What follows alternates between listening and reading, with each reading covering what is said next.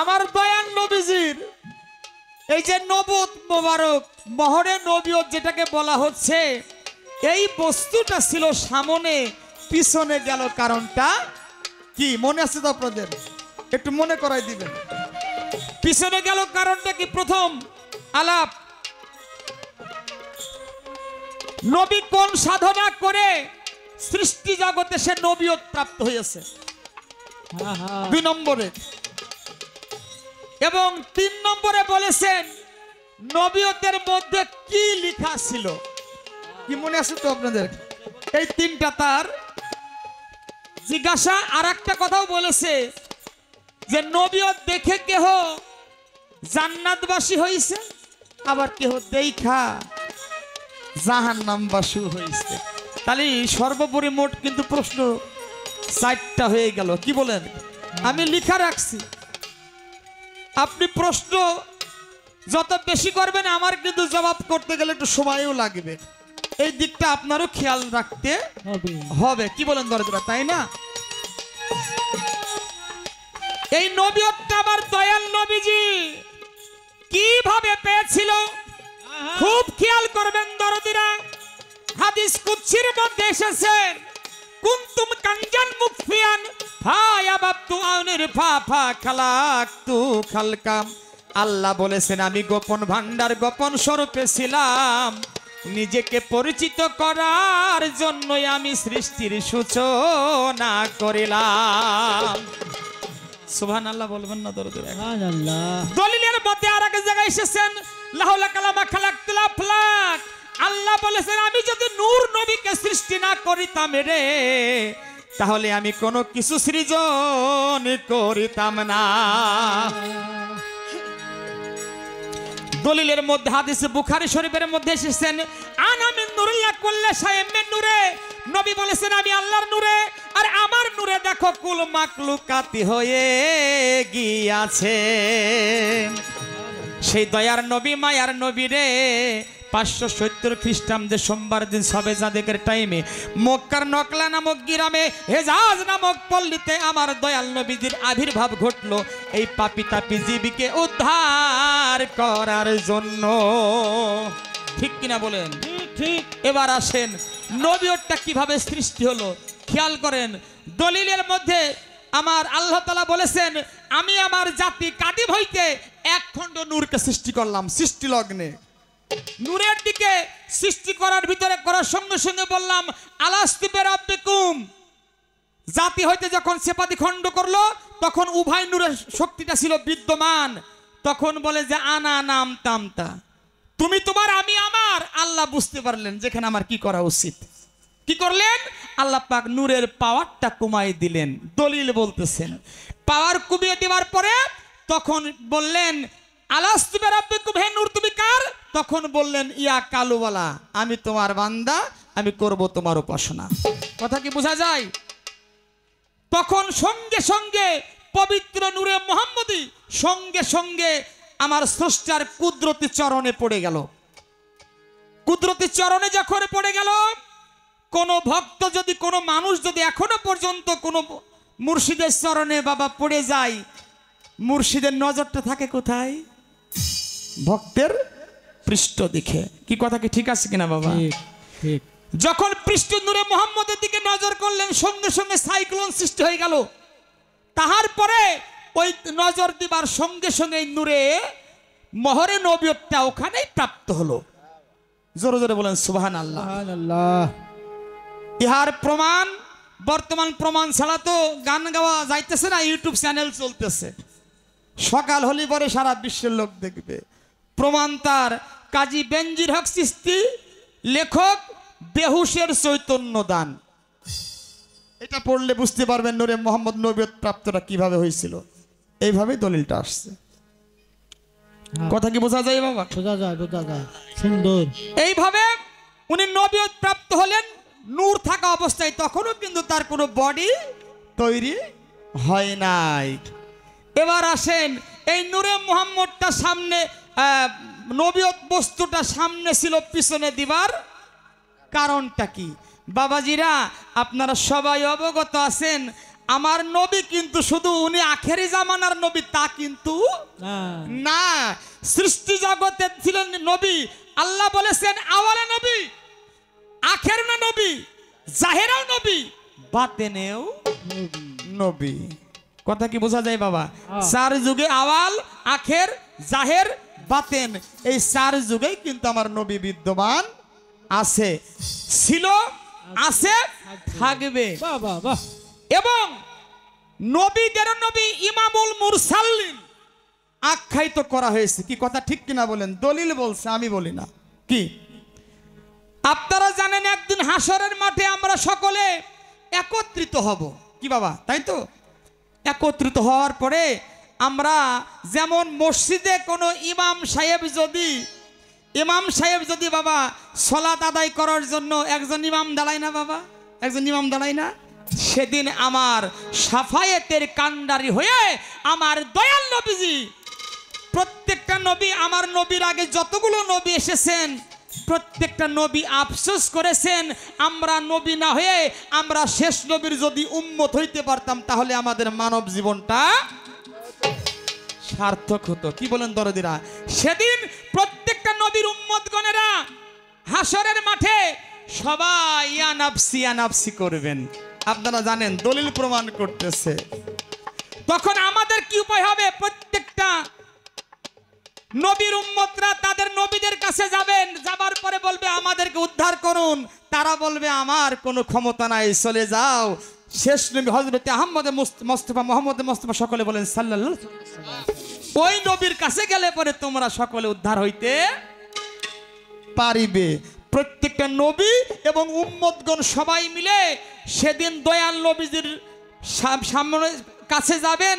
আমার দয়াল নবীজি সেদিন ইমাম, নেতা হবে।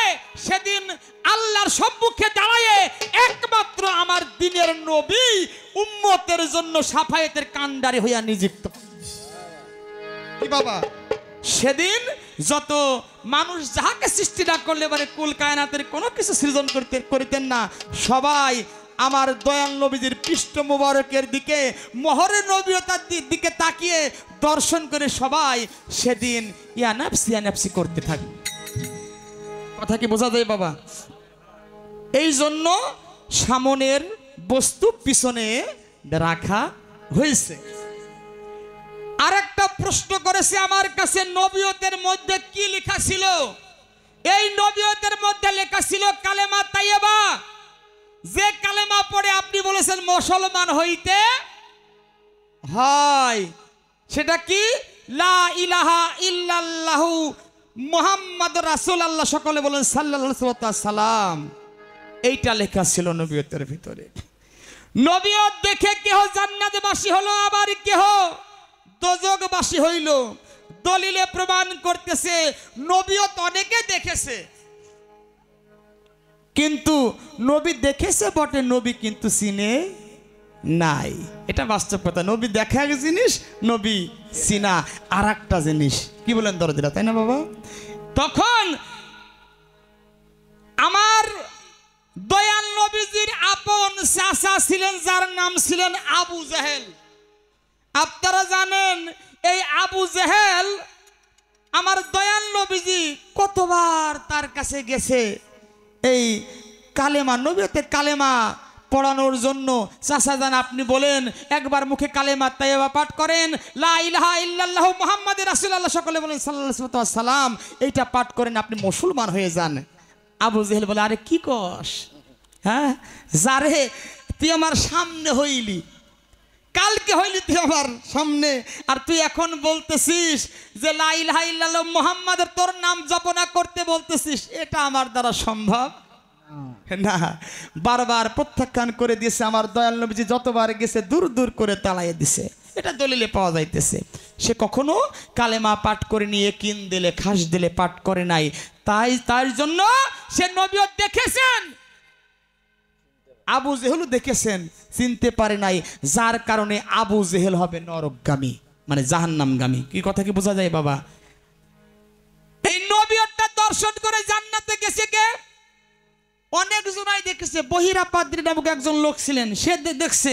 আর একজন ভক্ত ছিলেন সালমান ফার্সি, আর একজন ভক্ত ছিলেন যার নাম ছিলেন আক্কাস রাদিয়াল্লাহু তাআলা আনহু।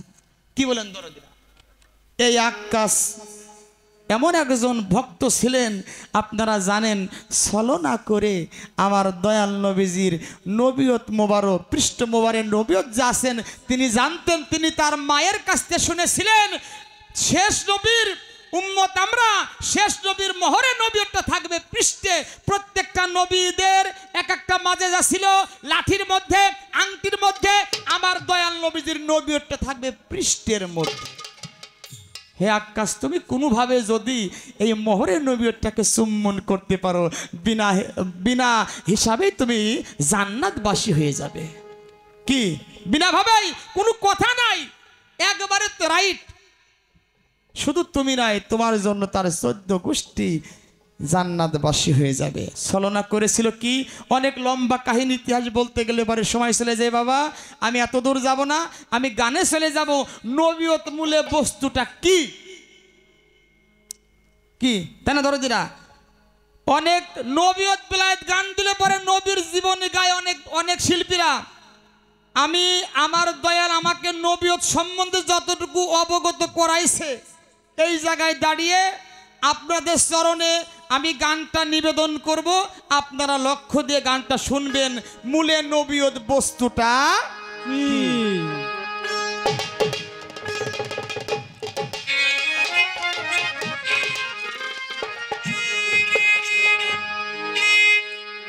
শিল্পী আজকে পাইছিলাম বহুদিন পরে, রীতা দেওয়ান, যা খুব ভালো। প্রথম আসরে যেভাবে একটা কাউন্টার আমার দিয়ে যে প্রশ্ন করছে, সমস্যা নাই, যতক্ষণ আসি আর সাধুগুরু যতক্ষণ আছে, আপনার যেখান থেকে মনে চাই সেখান থেকে আপনি আলাপ রাখেন। আমি যদি আমার দয়াল আমার ভিতরে থাইকা থেকে আপনার প্রত্যেকটা আলাপের জবাব পুঙ্খানুপুঙ্খভাবে দিবার চেষ্টা করবে।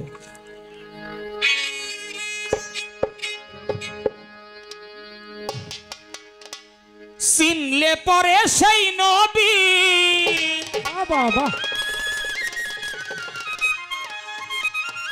তাহার চরণ সেবী, অবশ্যই পাইবি নিগুড় বেলায়াত। সেই নবীকেই চিনলেই পরে নবুয়ত পরে সেই নবীকে চিনলেই পরে নবুয়ত। চিনলে পরে সেই নবী, আমি তাহার চরণ সেবী। চিনলে পরে সেই নবী, তাহার চরণ সেবী। চিনলে পরে সেই নবী, তাহার চরণ সেবী, অবশ্যই পাইবি নিগুড় বেলায়েত। সেই নবীকে চিনলেই পরে নবুয়ত। সেই নবীকে চিনলেই পরে নবুয়ত। সেই নবীর চরণ পাবি, সেই নবী চিনলে পাবি, নবী চিনলে পাবি, পাবি বেলায়াত। সেই নবী পাবি নবুয়ত। সেই নবী পাবি নবুয়ত। হয় নতুন বস্তু পয়দা করে নিরঞ্জন। নবী হইল যার যার দেহ, নবুয়ত হয় তার জীবন।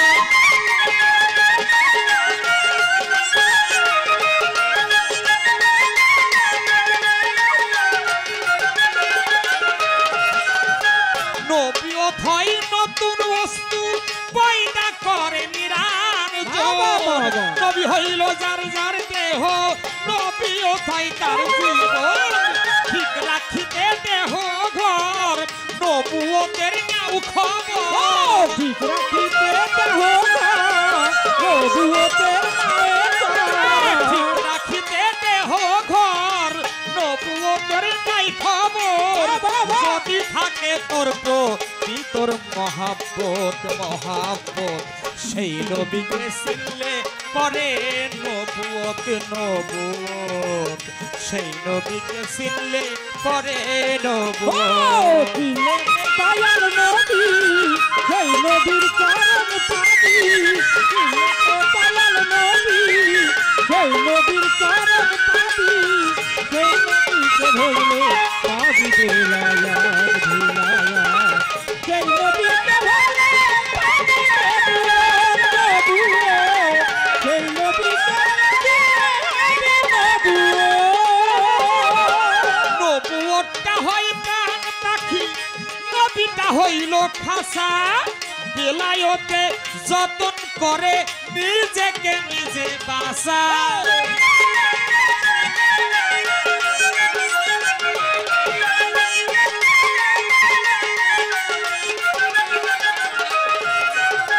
নবুয়তটা হয় প্রাণ পাখি নবীটা হইল খাসা বেলায়তে যতন করে নিজেকে নিজে নবীকে করলে যত তাই তো নব নবীয়ত ধর নবীকে করলে যত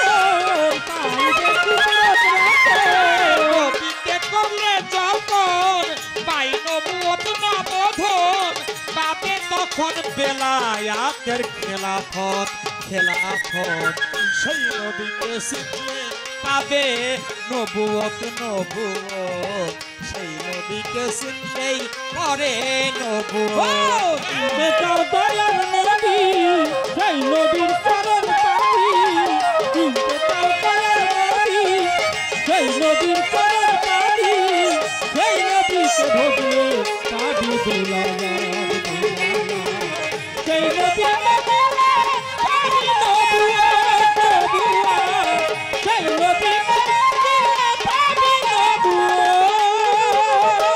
নবুয়তটা হইল মালিক বিলায়েতটা দাবেদার কর্ম করলে বেতন পাবে বুঝে নাও আসল ব্যাপার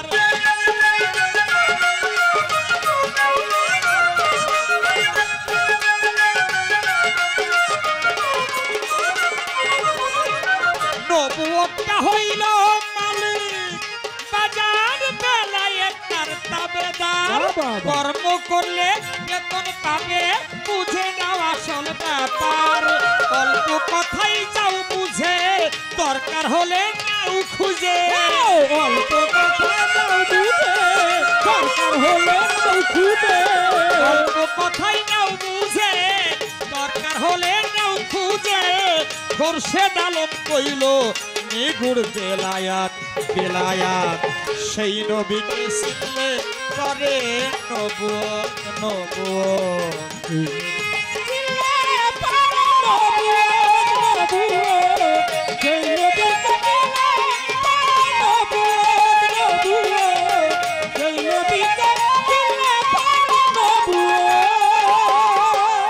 আস্তে নবুয়ত বিষয়টা কি আপনারা বুঝতে পারছেন মনে হয় আমি জানি একটা জিনিস অবগত আছি টাঙ্গাইল জেলার মানুষ এরা কিন্তু গান শুধু গান যে শোনে তা নয় বাবা এরা গান শুনতে শুনতে নিজেরাই গান হয়ে গেছে আর এরা শুধু গান শোনে না এরা গান খায় খায় রস আস্বাদন করে গানের আর কি বলবো আমাদের হ্যাঁ ওই গানের সময় আপনারা মিউজিকে যারা আছেন একটু ছোট করবেন আর যখন গান ছেড়ে দেব তখন যত পারেন বাজাবেন কি বলেন বাবা তাহলে পরে সাধক বলেছেন সেই